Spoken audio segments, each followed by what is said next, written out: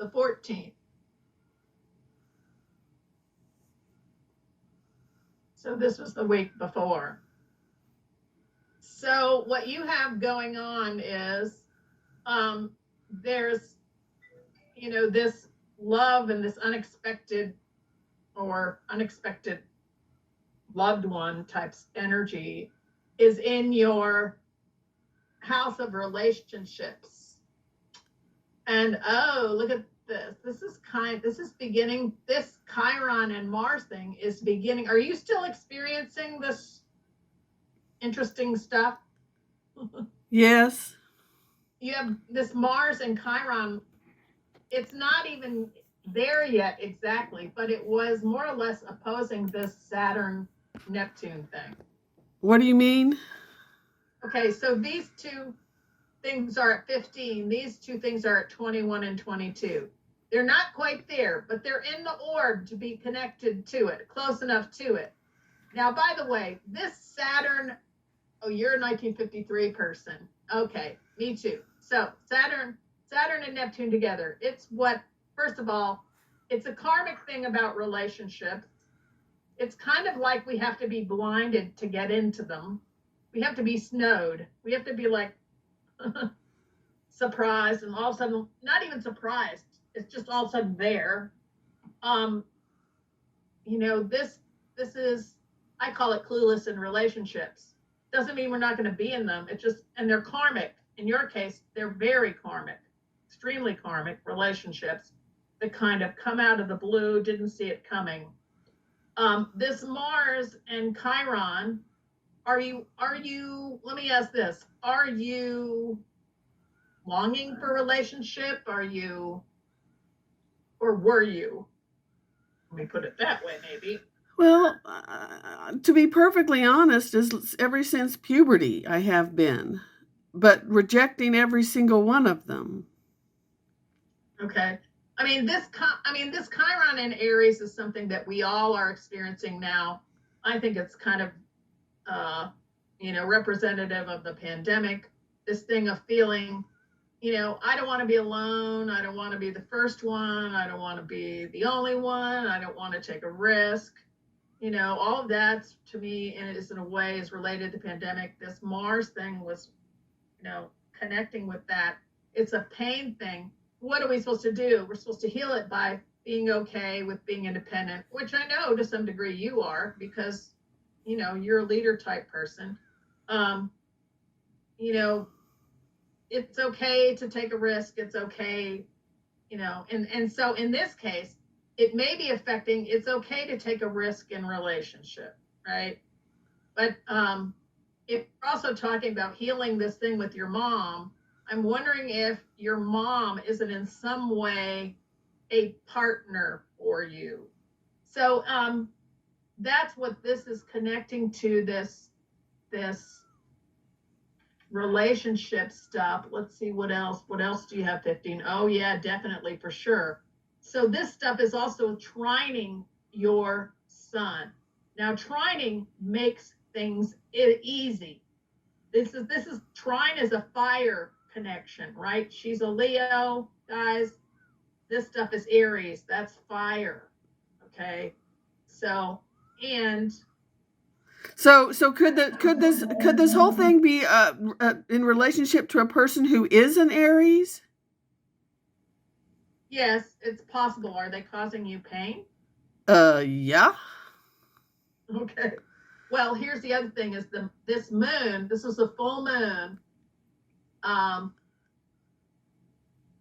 It started off in a fire sign. So see, it was, like the day before this, you had a grand trine here affecting your emotions.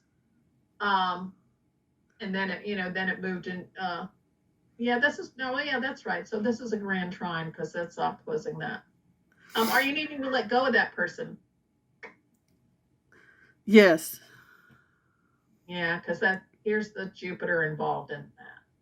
You're needing to let go. Okay. So let's go to all right. So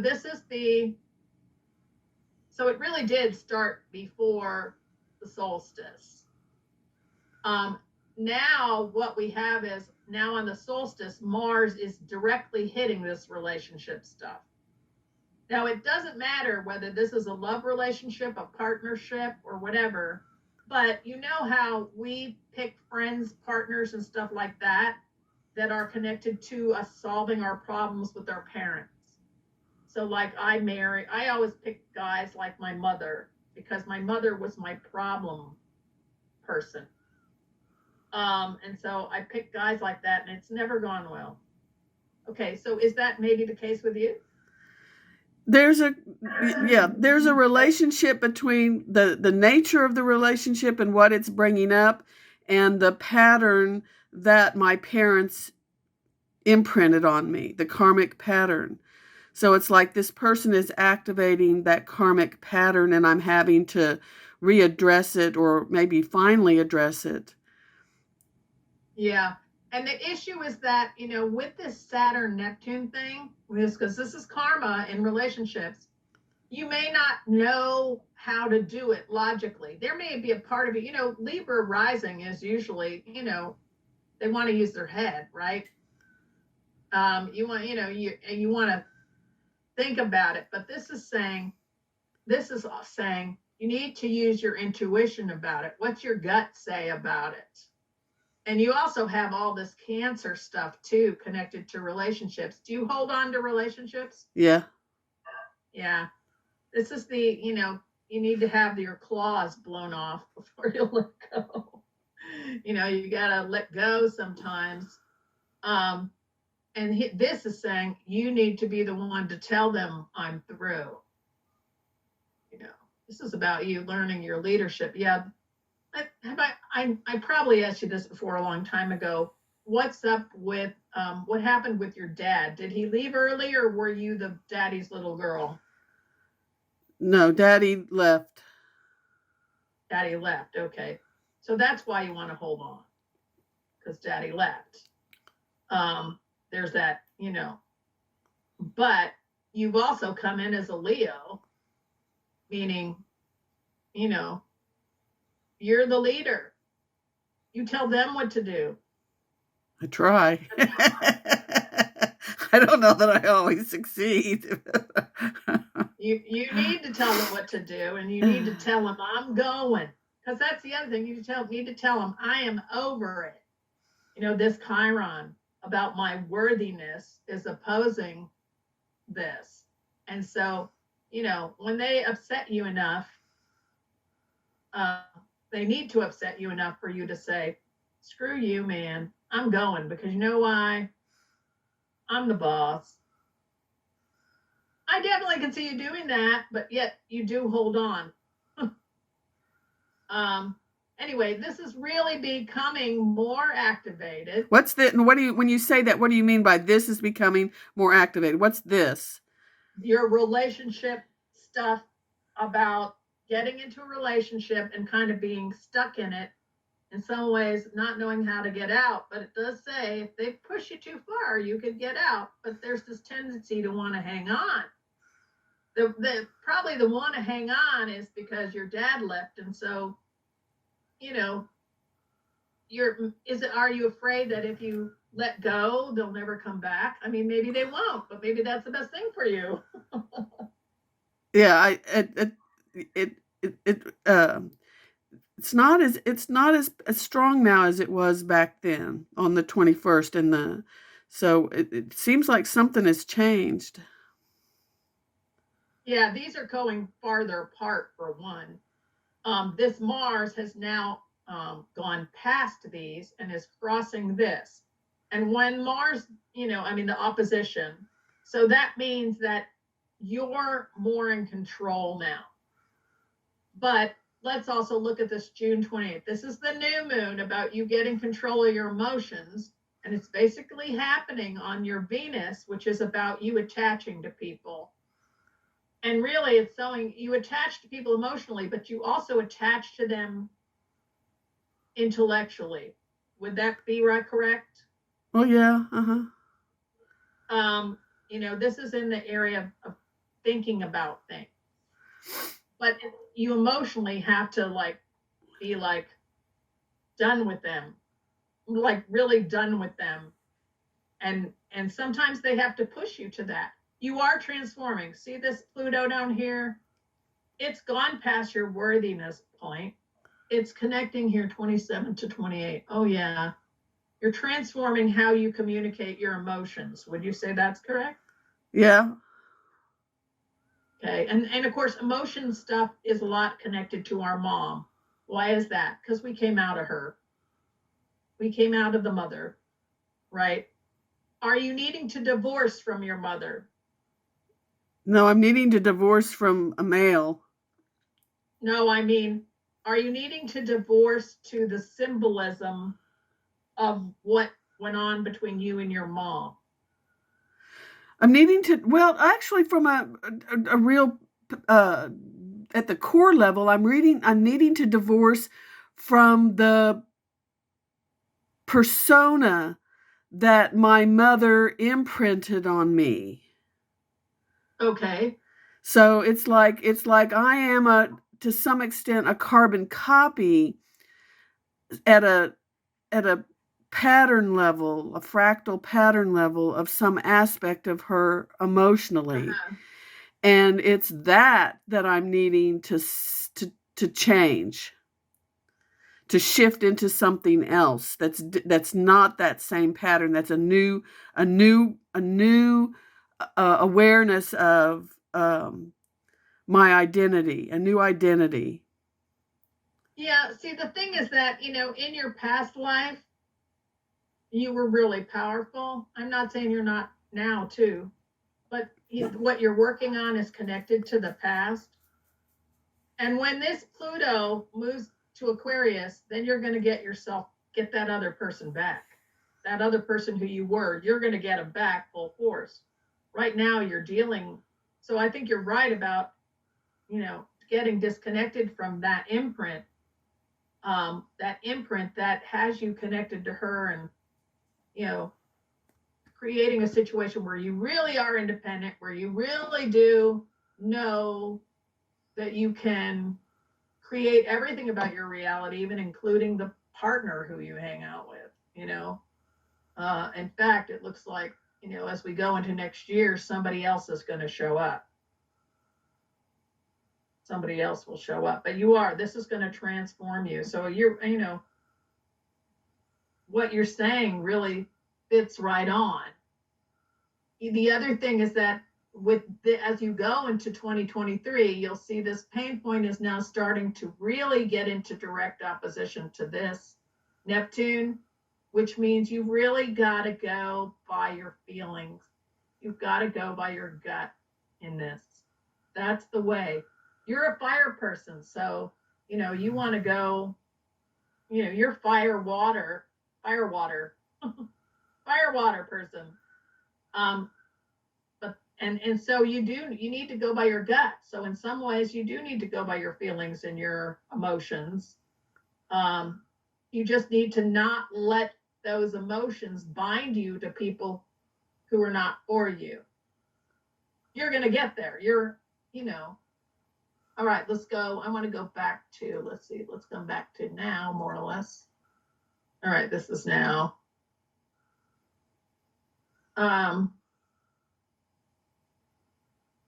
So this Mars is no longer, it's moving away from this opposition. This Jupiter is moving into a position where it's going to allow you to let go of things. It's also creating a square to your Venus, which it makes a challenge to let go of something that you've been holding on to for a long time, or a person. But this actually should help you. It may be difficult. Is that the thing, that it's too difficult?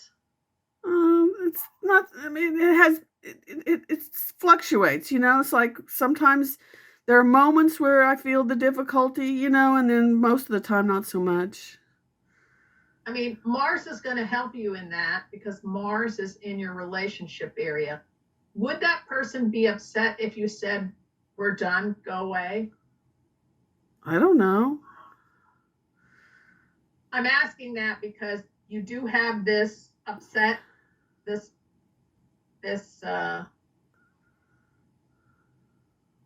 this thing that's happening at the end of July, beginning of August, is happening in your relationship area. However, let's say this 18. Yeah, it's going to square your sun. So whatever it is going to square your sun, make you feel emotional, and you're going to have a talk with somebody, serious talk. The decision. So this Saturn, you're trying to control the situation. But to me, it's like you need to let go. Do you want to let go? I just want to do whatever is the most appropriate thing for me to do to fulfill my, what Audley would call the soul pattern, like what it is that's most in harmony with what it is I need to do this lifetime. And whatever that is what I want to do. I don't know that I want my personality, to be out there trying to figure it out. I just kind of want to be in sync with the appropriate unfoldings. Does that make sense? Yeah. Well, I think in your personal transformation, certainly that is going to happen, because when this Pluto hits this North Node, your destiny is going to be, you're going to be there. But this North Node, the destiny is somewhat about detachment. And this is about detachment. This is in your chart. Well, like I said, I am in the process of detaching from an identity that was imprinted on me by my parents that I no longer need to be associated with that identity. And I know that's for sure a detachment, an inner detachment. Yeah. But and how it relates to my external, I don't know how that's going to play out. But I can see that because that's connected to the 4th house, which is family. But I do think that there's either a philosophy. Well, yeah, that makes sense to what you're saying. This would be about a belief or philosophy that a loved one has given you that you need to let go of. But if you are playing that out in your relationships with other people now, it may be that those other people need to be let go of too. Because part of this thing here is you need to detach enough from your old patterns to be able to fully take on this leadership role.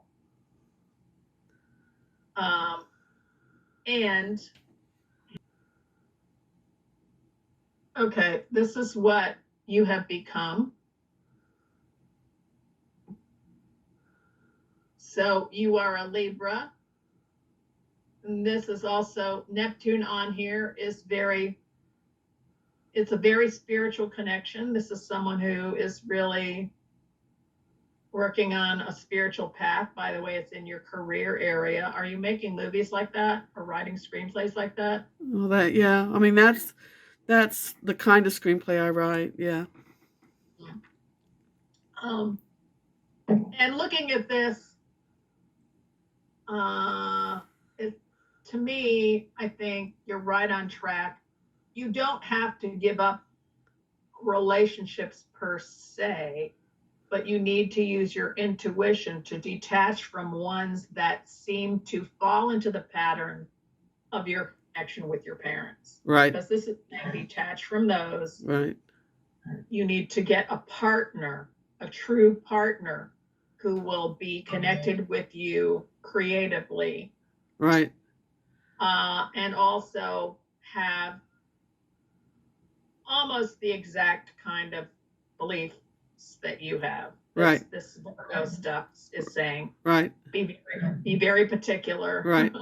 Yeah. Very, very, very, very careful if I ever pick another male-female relationship to be involved in. Yes. Very discriminatory.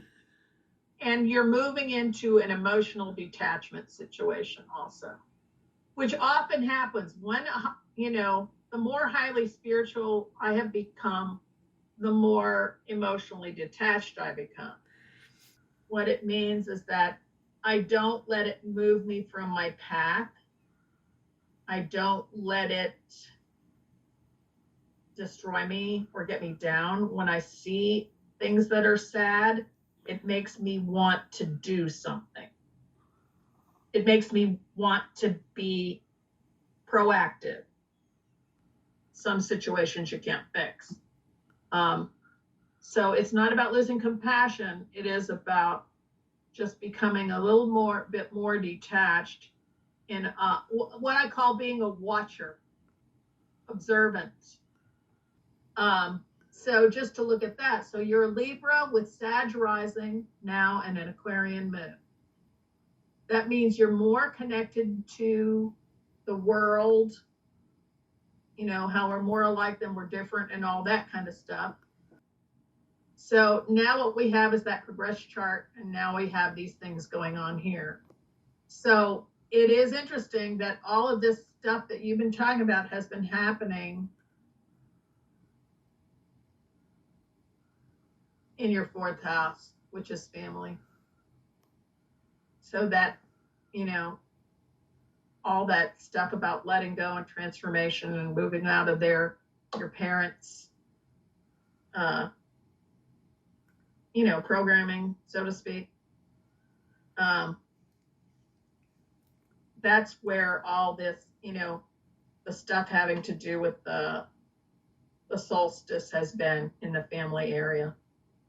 And it is getting better, mainly because these things are separating out. And so as time goes on, it will get better, but you still have to, is the relationship that you're having, does that person act like a child sometimes? Yeah, well, not act like, the person is a child. As a child. Yeah, 28 years old, only 28 years old, so. Yeah. And yeah. Kind of an immature 28. Yeah. So, yeah, I was gonna say, this looks like a child. The person is either acting like a child, whatever. Yeah. Definitely acting like a child. Yeah. So you have to have you're gonna have to have a serious talk with them in the beginning of August. They're 28, you know, they need to. You got to be patient.